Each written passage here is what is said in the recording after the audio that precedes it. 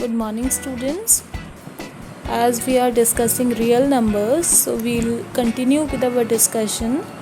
And the next topic we are going to take today is we are going to continue our topic which we were discussing in the last class, how to prove that a given number is rational or irrational.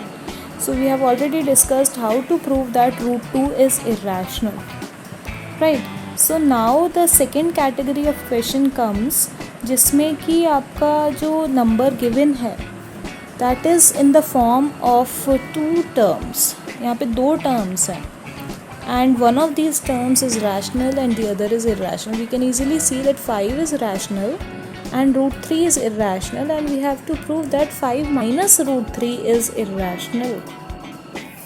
So how to prove? सबसे पहले इस question में आपको ये ध्यान रखना है कि when we have already discussed how to prove that root 2 is irrational, root 3 is irrational, same way root 5 is irrational.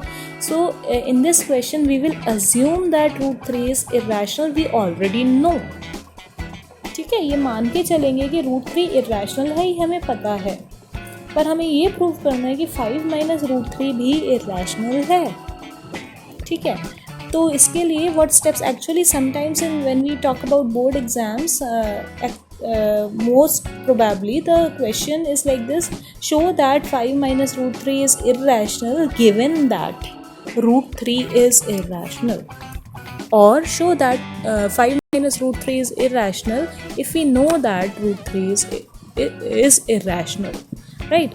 So whether it is given in the question or not, if it is of 2 or 3 marks, we need not prove that root 3 is irrational. We will assume that we know that root 3 is irrational, right? And if it is of 4 marks, then we will have to prove. So first let us look at the solution, then we will discuss the examination point of views. So to prove that this number is irrational, just like in the previous class we discussed, we will first assume that 5 minus root 3 is rational. ये मान लिया कि ये rational है, यानी हम contradiction method follow करने वाले हैं, राइट? जब हमने ये मान लिया कि ये रैशनल है, तो it should be of the form p upon q और a upon b, where a and b are coprime integers.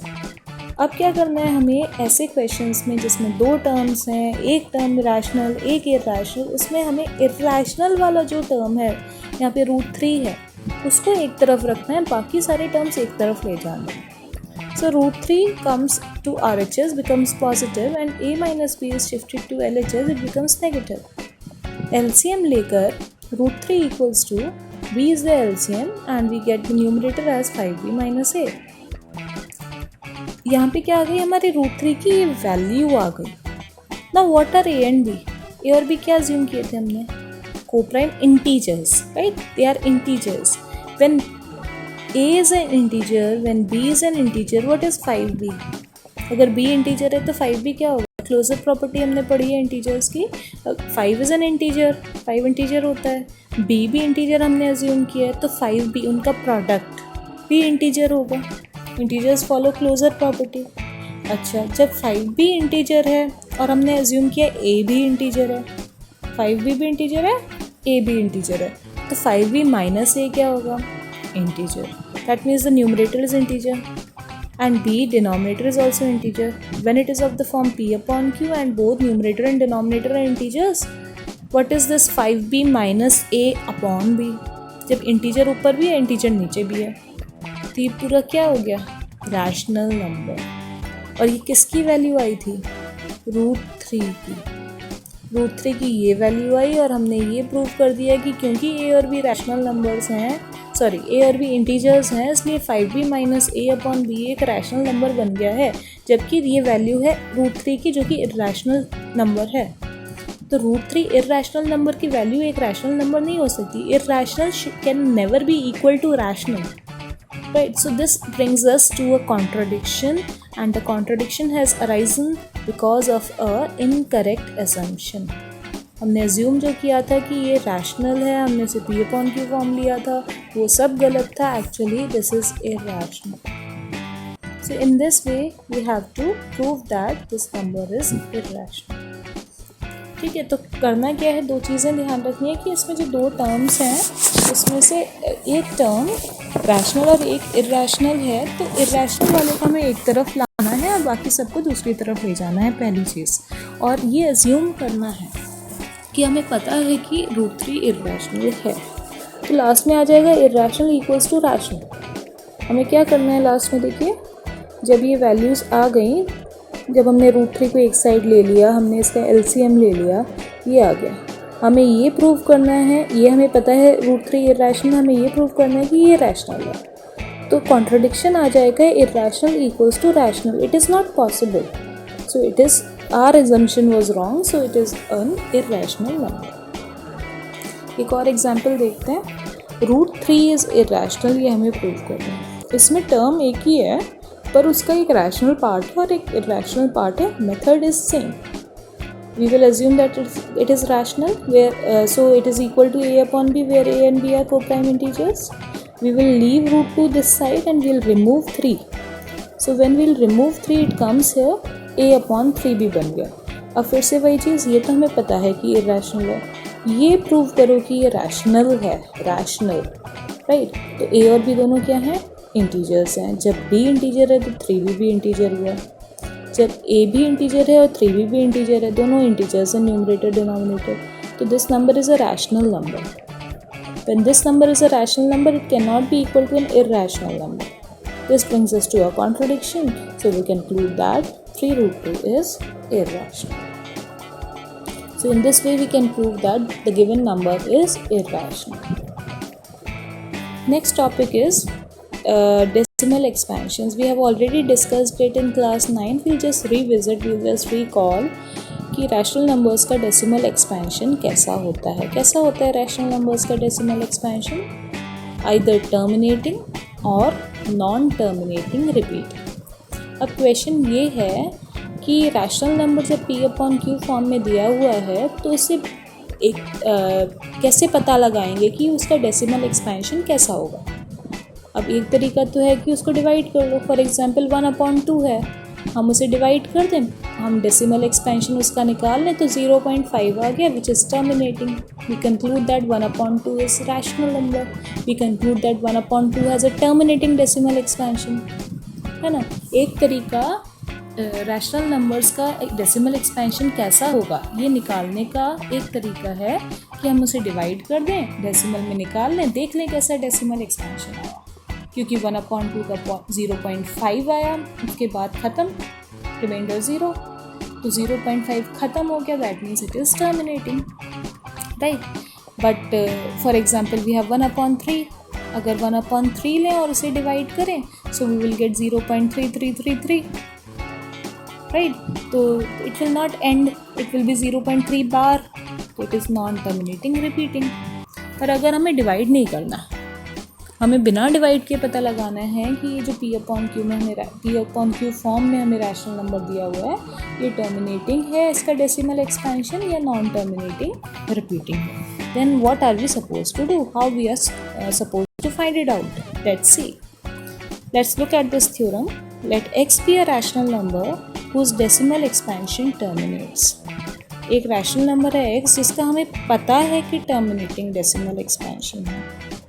Then x can be expressed in the form P/Q, where P and Q are co-prime and the prime factorization of Q is of the form 2 raised to the power n into 5 raised to the power m, where n and m are non-negative integers.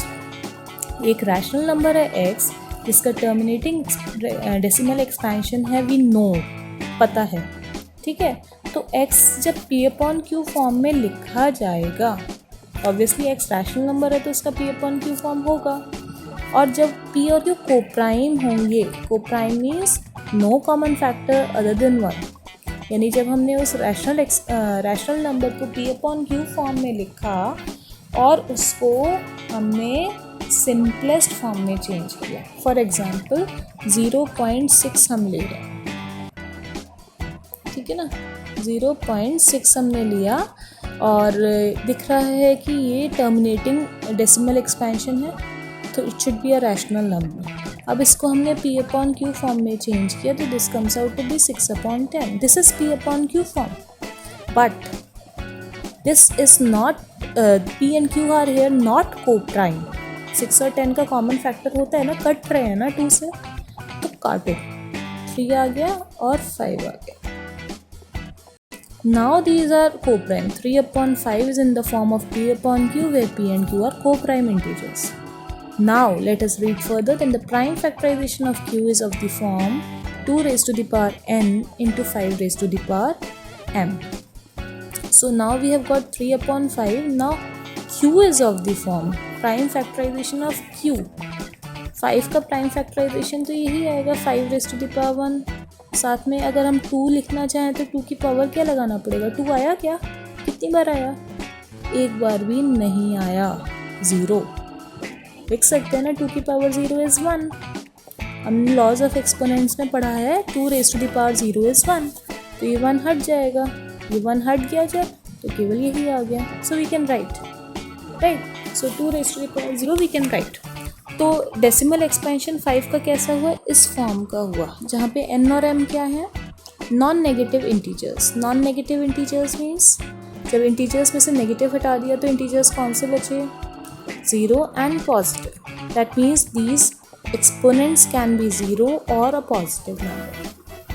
तो जब भी terminating decimal expansion वाला rational number होता है तो उसका p upon q form में जो q होता है उसका प्राइम फैक्टराइजेशन में केवल 2 आता है और 5 आता है, या 1 आता है या दोनों आते हैं, कितनी बार आते हैं. Next theorem is let x equals to p upon q be a rational number such that the prime factorization of q is of the form 2 raised to the power n into 5 raised to the power m, where n and m are non-negative integers. Then x has a decimal expansion which terminates. This is just the reverse of the theorem we have just discussed. Just उसका उल्टा है. यहाँ पे हमें एक rational number p upon q form में दिया हुआ है और ये देखा हमने कि q का जब हमने प्राइम फैक्टराइजेशन किया सो it is of the form 2 raised to the power n into 5 raised to the power m, where n and m are whole numbers. Whole numbers भी बोल सकते हैं नॉन नेगेटिव इंटीजर्स को. सो ये हमने ऑब्जर्व किया. Then without dividing we can say that this rational number has a terminating decimal expansion.